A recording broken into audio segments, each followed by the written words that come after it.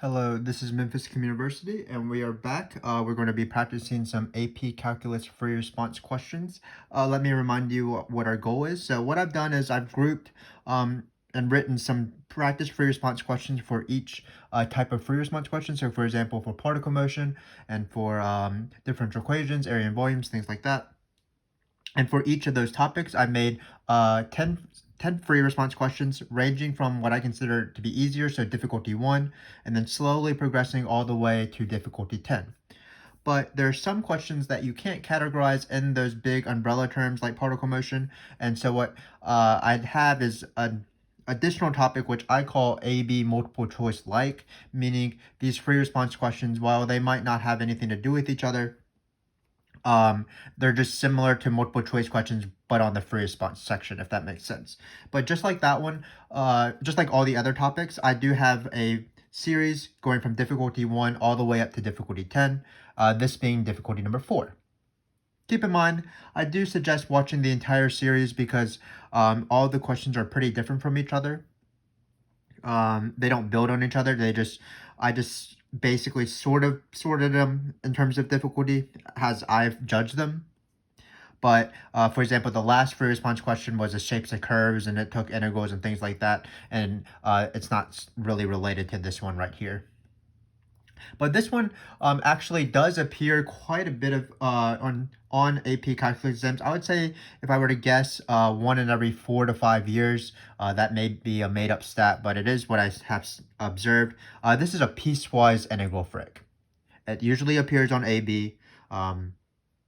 So in this series, I believe that I'm going to make another one of these later on in the difficulty level. That's going to be a harder version of this one.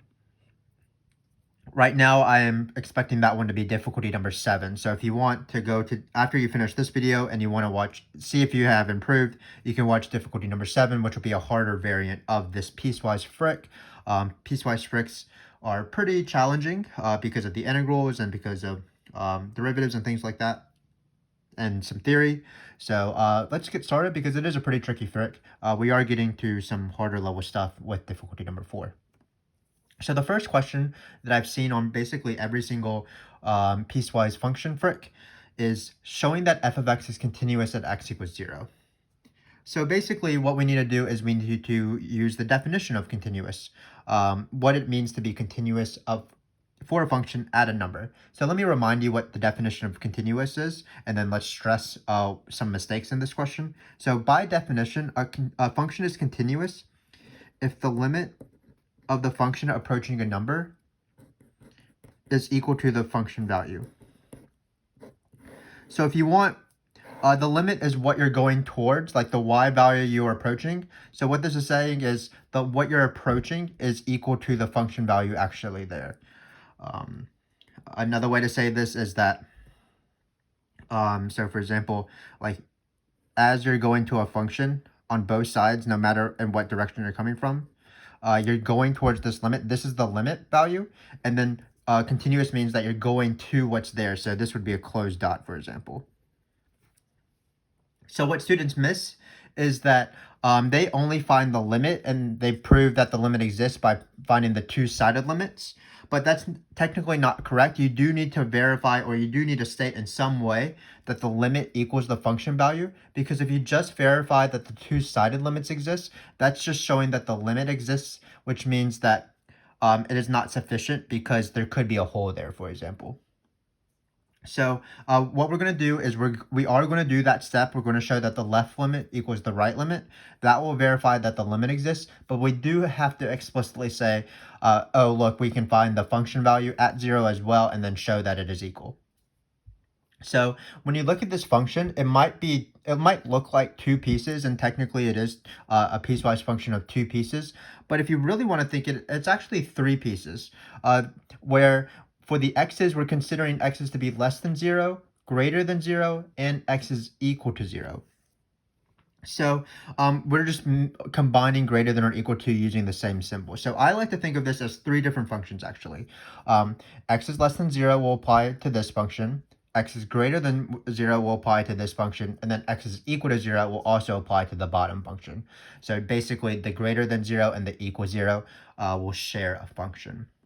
And what this is saying is that when I do the limits, the left limit is going to be the less than, so I'll use this function. The right limit will be the greater than, so I'll use this function. But again, I do need to refer to f of 0 eventually, and that's going to be the equal part of the bottom function. So it's perhaps good to assume, or not assume, but pretend that this is three actual functions where they're really just combining the bottom two because they share the same function. But let's just see that in action. So again, hopefully you can see this as we do this. So I need to first find the limit as x goes to 0. My LIM limits are not very good, but hopefully you can tell that's limit. Not the best, but this is the 3 letters LIM. And then we're going to do the left limit. So this is what the superscript means. 0 approaching the function, the function approaching the x value 0 from the left. We also need to find the limit as x is approaching 0 from the right. So this superscript plus. And we're going to first find this. And then we're going to find, on the outside of these two things, we are going to find the f value itself. So it looks like the entire screen captures this entire work, so we don't need to move the camera at all, which is great, because oftentimes I forget that. So let's do this. So to find the left limit, we're going to use the less than 0, because that's, as x is approaching 0 from the left, you'll be approaching it from the negative side, which is this function right here. So all we have to do is plug in 0 into this function and see what we get. We get 3 minus 4 times sine of 0. If you remember your trigonometry, sine of 0 is 0, so you're going to get 3 here. So we're going to do the limit as x goes to 0 from the right. I did have a previous function here, but I realized that it wasn't AB level, so I changed it, and I was lazy enough to not rewrite this, so apologize. But the bottom function is 5e to the 2x minus 2. So again, I'm going to plug in 0 from the right, because that's where the greater than is. So when you plug in 0, you'll get 5 times e to the 0 minus 2. E to the 0 is the same thing as everything to the 0. That's 1, so it's going to be 5 minus 2 is equal to 3. So notice we're doing good because we're trying to show that the function is continuous. And we got 3 and 3, which is great. But again, we are not done yet because this implies only that the limit of x goes to 0, because the two-sided limits are the same, is equal to 3. This equals 3. But again, that is not sufficient in order to prove continuity. You need to show that f of 0, or you need to at least state that f of 0 also equals 3. These two limits being equal to just implies that the two-sided limits are the same, which means the limit exists. So for example, like if this were 3 right here, the two-sided limits are coming towards this number, but there could be a hole and then a closed dot right there. So this limit would be equaling 3, but the function would not be continuous there because there's a hole there. So what we need to prove is that this situation does not occur in this question. So what we're going to do is we're going to plug in 0. Again, there's two functions to choose from, but really we're choosing the third function where x is equal to 0, which happens to be 5 times e to the 0 minus 2 again. So we're going to get 5 times e to the 0 minus 2 is equal to 3. So it is continuous because this limit is equal to f of 0, and this limit equals 3 because the two one-sided limits equal 3. So let's write a sentence and then we'll be done. So I like to write at x equals 0, the f of x is continuous, which is what we wanted to prove, because, and then I'm going to just state the definition of continuity, because limit as x goes to 0 of f of x equals f of 0 equals 3.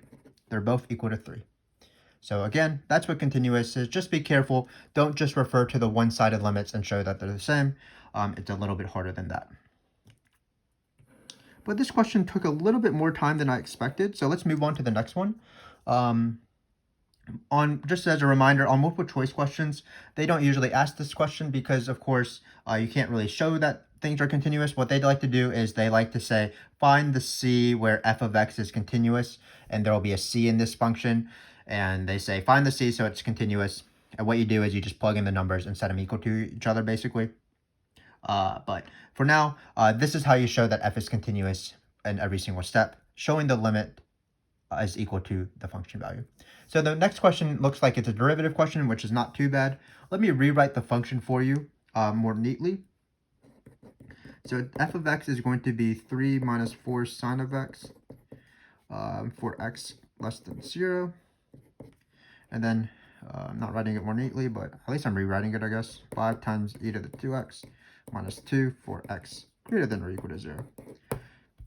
So what they want us to do is take the derivative, but the derivative is not too bad, of course. We're just going to take the derivative. This is f of x, but we're just going to take the derivative piecewise. So notice they don't want us to do it at 0, which is perfectly fine with me. So we're going to have for x is less than 0, for x is greater than 0, and then we're just going to take some derivatives. So let's take the derivative.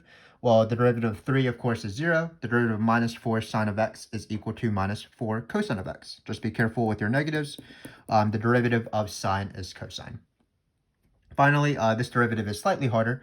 The easy thing about this derivative is that this derivative of minus 2 is, of course, 0. The derivative of any constant by itself is 0, including pi, including e, including this 3. So when we take the derivative, it will be minus 0. Now we have to take the derivative of 5 e to the 2x. By the chain rule, it's going to be actually 10 e to the 2x. So why is that true? Well, if you have a constant, you just write the constant down. So it's going to be 5. So we can do it on the side, 5. Then you take the derivative of e to the 2x. The derivative of e to the 2x is just e to the 2x because the derivative of e to anything is that thing. You don't change it. But keep in mind that we do need to ultimately multiply by the derivative of the inside function here. So the derivative of e to the 2x is actually e to the 2x times 2. This times 2 is the chain rule. You've probably had a lot of practice with the chain rule by now, so hopefully that is not too big of a deal. But now what we're going to do is we are going to find these two f prime values because it asks us to. So just be careful of what piece you choose, but it should be pretty easy. So f prime of negative pi, that's going to be using this function right here because negative pi is less than 0. So that's going to be negative 4 cosine of negative pi. Remember that on the unit circle, pi is the same thing as negative pi. So the cosine of negative pi is the same thing as cosine of pi. That's negative 1. So you're going to get negative 4 times negative 1, which is equal to 4. It's nice to know trigonometry values for basic things on the unit circle. So what I tell my students, which is probably wrong, but I tell them at least know the values of the unit circle on the axes, meaning 0, pi over 2, pi, 3 pi over 2, and 2 pi, and also the first quadrant, pi over 3, pi over 6, pi over 4. If you know those values, you should hopefully be able to find trickier values like 5 pi over 6, or 2 pi over 3, or negative 11 pi over 4, or something like that.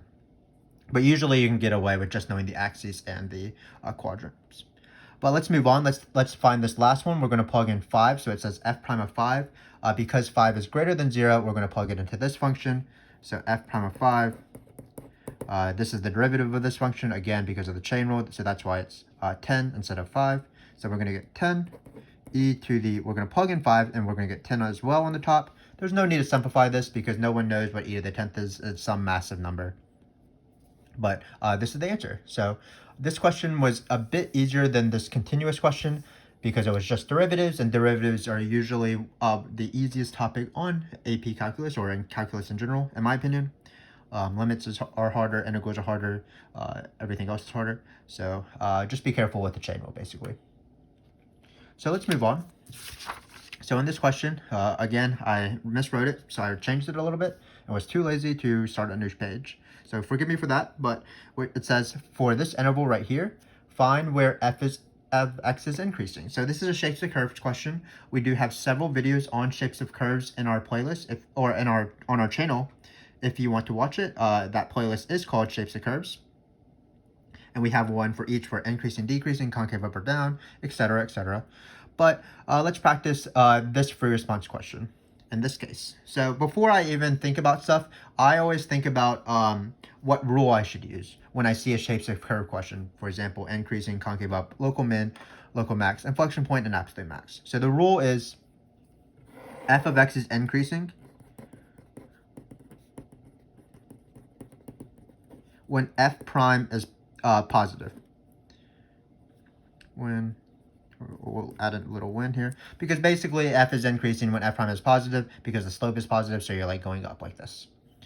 So we do need to locate where f prime is, and notice that we are only on this interval -2 pi x, between -2 pi and 0. So we are only on this interval right here. So let's, we actually found f prime in the previous question, so we can use that. So if we turn to the front, f prime of x for x is smaller than 0, which is the function we want to choose because our interval is -pi to 0. The derivative is just -4 cosine x. So on this interval exclusively, f prime of x is equal to -4 cosine of x. Here, I would encourage you to draw a sign chart if the question was more regular, including if it was just like x squared minus 1, and you factor that to be x plus 1 times x minus 1. You draw a parabola for the sign chart, etc., etc. But in this case, we do have trigonometry. You can't really draw the sign chart unless you just know the graph of cosine. So let me remind you of the graph of cosine. Whenever I graph trig graphs from my brain, I like to, I don't know where else where I graph them from, but when I graph them from my brain, I like to have the coordinate axes, even if 0 is not a 0 for cosine. This is an upside down cosine because it's negative. So it's going to start right here, which is the point -1 comma 0. And what it does is it sort of does this picture. Let me see if I can draw it accurately. So it goes like this. And then it goes like this. So this is upside down cosine starting at x equals 0 going to 2 pi. But unfortunately, we want the left side, so I'm going to flip this over. And I do encourage my students to generally know what the graph of cosine is, negative cosine, sine, and negative sine. If you're unlucky, you might have to do like sine of 2x instead, where the period changes. But it's definitely nice to know the general graph of sine and cosine, and negative sine and negative cosine. So this is the graph of negative cosine. If you wanted to, this is the graph of sine. Just remember it starts at the origin, so it looks like this. And then negative sine would be upside down, so it would look like this, where you would continue it, of course, because all these functions are periodic. But let's do this question. So in order to find where f is increasing, I just need to know where f prime is positive. I'm only looking at this half of the interval, the graph, because we're doing this interval. It looks like it's going to be positive from this number to this number, so I just need to know what those numbers are. So let me just remind you some cosine things. This is -2 pi. In the middle, which doesn't really matter, it's -pi. And so this is -pi/2. Hopefully you can tell that that's -pi/2 that I wrote. And then this is going to be -3pi/2. So we are actually done. F is increasing when f prime is positive. So the answer is going to be where f prime is positive. This is a sign chart or a graph of f prime. So it's positive on this little mountain thing. And it's from -3pi/2 to -pi/2, if you can read my handwriting. So a little bit not the most standard shapes of curves question, because it did involve trigonometry, but it of course still uses the same rule as normal, but you just need to graph it and just know how this graph works. So not too bad, especially because it's increasing, and increasing is one of the easier questions for shapes of curves because it only requires you to take one derivative. Just as practice, f would be decreasing in this interval right here because f prime would be negative. This is a rel min because f prime goes from negative to positive. This is a rel max because f prime goes from positive to negative. And then this part of the sign chart was not included because of the way the piecewise function is defined. So yeah. If you really want to, this is an inflection point because where f prime goes from increasing to decreasing. But let's move on to the actual questions that are being asked. Let's find the average value of f on the interval -pi to 1. So this is going to be the hard part. Let me rewrite f of x for our benefit. So it's going to piecewise function, x is less than 0. And let me peek at the front to see what these functions were. 3 minus 4 sine of x was the first one. And then ultimately the second one was 5 e to the 2x minus 2. So this question is quite difficult. We are going to take the integral of this piecewise function, and it looks very intimidating because it's two pieces. We are doing average as well, so all of this is pretty hard. So the first thing I'm going to do is I'm going to try to find the integral of f of x. And what I'm going to do is I'm going to go from the integral from negative pi to 1. And I'm going to just try my best, as I try to do.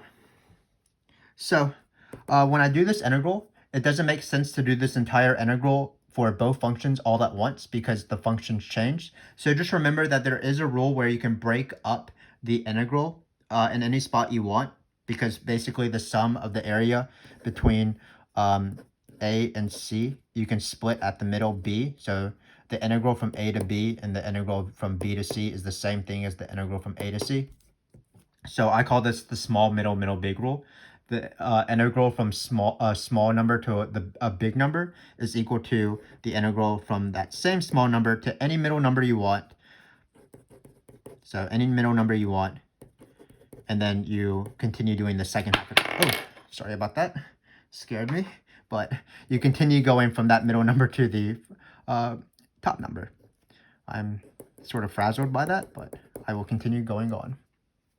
So the question is, where do you want to split this integral up? But you split up the integral where the piecewise function is split. So this is going to be 0 and 0.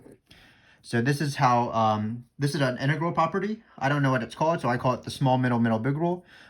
When you go from a small number to a middle number to a big number, that's the same thing as going from the small number to the big number, because the integral is the area of this function under these two endpoints. And you could just find the area of one and then find the area of the other and then just add them. So our goal for the next few minutes is just to do these two integrals. And again, they're going to be pretty hard. So let's just do them separately, and then we're going to add them at the end.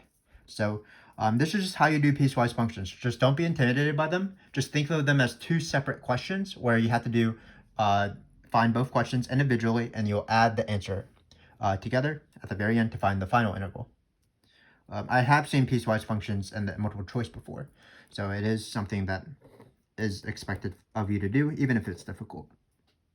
So let's do this guy. So we're doing the integral of this one first, because it's the left side, also it's the easier side, but you could have done the other integral of that one first. It doesn't matter. So we're going to take the antiderivative. The antiderivative of 3 is 3x, because the derivative of 3x is 3. Just be careful, what is the derivative of minus 4 cosine of x? Well, that's going to be plus 4 cosine x. I like to think of derivatives. The derivative of cosine of x is negative, so that's why this derivative would be negative 4 sine of x. And then we just have to plug in 0 and negative pi. We are going to be careful with parentheses, of course, so let's do that right now. Plugging in 0 pi, what that means is you plug in 0 into the top thing, you will write a minus sign, and then you'll plug in negative pi into these things as well. So let's do that. 3 times 0, that's great. 4 times cosine of 0, a little bit more annoying, minus, it'll be negative 3 pi, because we're plugging in negative pi times 3, and then we're going to get 4 times cosine of negative pi. Hopefully I can squeeze that in and squeeze in this final parentheses. So let's simplify this. So cosine of 0 is great. It's 1, so it's 4 times 1, which is just 1.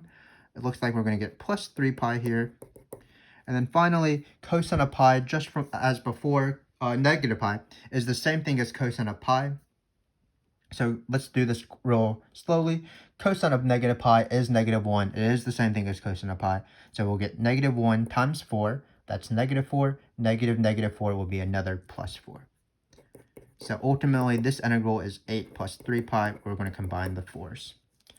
Great. So we have done the first half of the integral. Bear with me. Continue on. We can do this, team. We are now going to take the integral of this guy. So I'm going to write that on the bottom. 0 to 1, f of x dx. And because we are doing numbers that are positive, we are going to choose this guy that is at the top that you can still see. So it's going to be the integral from 0 to 1 of 5 e to the 2x minus 2. Let's be careful as we do this integral. What's the integral of 5 e to the 2x? Well, just like on the front page, we had to use the chain rule when we took this derivative of e to the 2x. That's because there's an inside function of 2x. So what you have to do is you have to either u sub, which would be kind of annoying, or you can do what I call skipping the u sub. I do have a video on that in our integration methods playlist. But basically what that entails is instead of multiplying by 2 for a derivative, you multiply by the reciprocal of the derivative of these easy functions.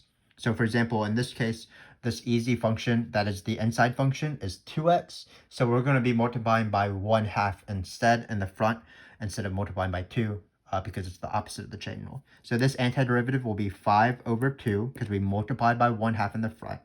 Then we have to take the antiderivative of e, but e, the antiderivative of e to the x is just itself. It's the best function in the world. So we are done with it. The antiderivative, because it's 5/2 e to the 2x. Where again, this divide by 2 is because it's the derivative of 2x. If you want to check yourself, let's just take this derivative real quick. Well, the derivative of e to the 2x using the chain rule would be e to the 2x times 2. You would cancel these out, and you would be left with this antiderivative. Remember that that's a way to check your antiderivatives by taking the derivative of the antiderivative to see if you get back the original. All of that is to say is that this is the integral of 5 e to the 2x. So let's keep going. What's the antiderivative of minus 2? That's a lot easier. That's just minus 2x. We are going to plug in 1 and 0. So we'll see if we can write it in this little corner right here. I'm sorry, I'm running out of space. I never plan for anything as we do it. So bear with me. So let's do this. So what we're going to do is we're going to plug in 1 here. So e to the 2, sorry, because it's 2 times 1. So we will get 5/2 e squared, which we can't simplify. And then when we plug in 1 to this part, it would obviously be minus 2. And then when you plug in 0, you'll get 5/2. And then when you do minus 2, 0 times 2, of course, is 0. So it looks like this final thing, if you can simplify it, will be 5/2. So we're writing very small. Hopefully you can tell what is going on, but I will recite it. 5/2 e squared minus 2 minus 5/2. So 2 is 4/2. So this will be minus 9/2, I believe. Just be careful with negatives here, and probably you should write your work bigger than I am right now. So we are actually done with the integral. So we broke it up and we did 2 different pieces. This integral, this entire integral, is the sum of this left piece and this right piece.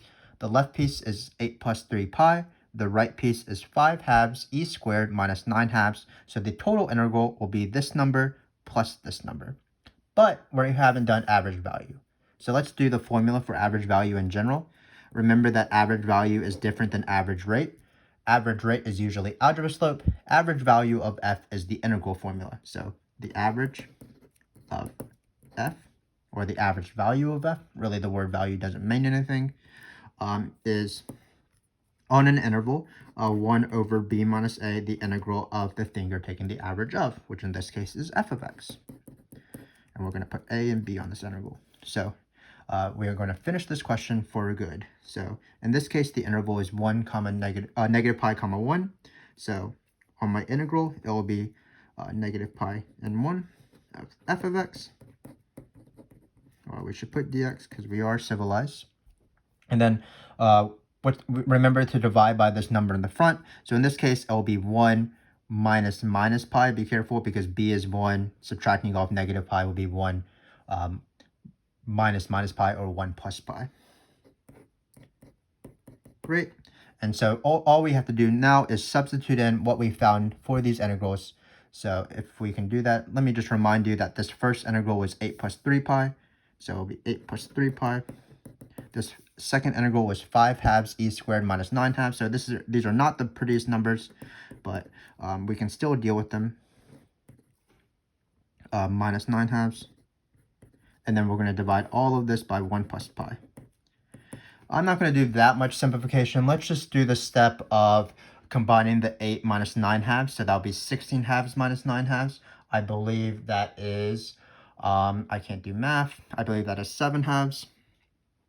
So what we're going to get is we're going to get 7/2 plus 3 pi plus 5 e over e squared times 1 plus pi. For one last thing, we might as well try to take away these fractions within fractions to just make things look nice. We have done a lot of work. So let me put the final answer in this box right here. As usual, my work is pretty scattered, but I will try to review it. But let's just multiply everything by 2. So you're going to get 7 plus 6 pi plus 5e squared all over 2 plus 2 pi. And that's the answer. More important than all of this work, of course, is just the procedure. So let me remind you. Average value of a function f, what it is, by definition, is this formula right here. 1 over b minus a times the integral of f. Unfortunately, this integral is piecewise, which meant we had to break it up using an integral property. When you go from a small number to a big number, you can split it up in any number you want. And here we're going to split it up where the piecewise function splits up. And then we took each of these integrals separately, took the antiderivative using fundamental theorem of calculus, plugged in top minus bottom for these x values in both cases. Was wary that you might need to do a u sub or whatever the equivalent of u sub is. So that's why this divide by 2 came here. We found these answers, and then we remembered to divide by the b minus a, which in this case was 1 plus pi. So obviously this was a very difficult question. This is probably the most difficult question on this free response question. Keep in mind that if this were on the AP exam, what I would suggest is just going slowly and just trying to do as best as possible, because you might get several points where you don't expect to. So for example, splitting it up might give you a point. Knowing that the average formula might give you a point. Taking one of the antiderivatives could give you a point even if you don't take the other antiderivative correctly. So for a question that is this involved, what I would suggest is just try your best as usual, and then just do as much as you can, and it'll be better than not doing something because you feel like you don't know it. But this is a typical piecewise miscellaneous free response question. Again, it does appear every 4 or 5 years or so on the exam and the makeup exam or whatever it's called. In these free response questions, oftentimes you would be doing similar things to this free response question, meaning that you need to prove that something is continuous. That's just showing that the limit equals the function value and not just finding the limit itself. You're going to do something that involves derivatives, but that's usually pretty easy. You just take the derivatives of both things. And then you're probably going to do some sort of integral, and that's the hard part, where you break up the integral and just do 2 separate integrals. But I hope that you enjoyed this, and I hope that you got something out of this. If you do, please give us a like and subscribe. Remember that there is going to be, or there hopefully already is, 10 videos of AB multiple choice like free response questions ranging from difficulty 1 through difficulty 10. This has been difficulty number 4. If you want to skip ahead, I am planning to make difficulty number 7 a harder version of this, but I suggest watching all the videos in the series because I enjoy hanging out with you guys, and I want you guys to do as best as possible. So until then, if you join me either in video difficulty 5 or difficulty 7 or any of the other videos on my channel, I will look forward to that. Thanks so much for joining me. Until next time.